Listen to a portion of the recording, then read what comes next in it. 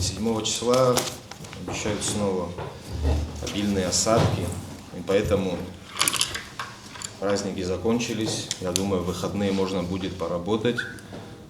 Если у кого-то есть неотложные дела, у каждого из вас есть заместители, поэтому до 7 числа готовимся. Сейчас план мероприятий подготовим. Басла, Адзябшка, Риквара, Сухумка.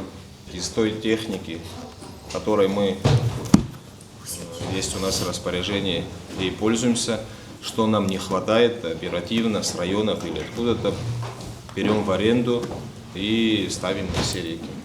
Желательно на выходы, там, где, значит, Басла впадает в море, там уже коса образовалась, то есть если она немного поднимется, она людей затопит. Поэтому работаем без выходных.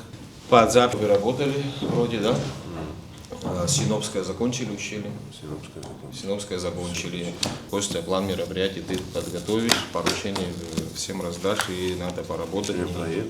Не допустить, постараться не допустить того, что было у нас. Изо дня в день где-то в какой-то части города что-то новое появляется, не согласованное ни с архитектурой, ни с нами. Значит, домоуправление. Значит, я думаю, где-то с 20 октября мы начнем ездить по всему городу. Каждый из домоуправов, да, из руководителей управ должен знать, что это за объект. Я когда вам присылаю фотографии, вы пару дней выясняете, что это за объект, как он появился. Такого это вообще недопустимо. Каждый из вас несет персональную ответственность.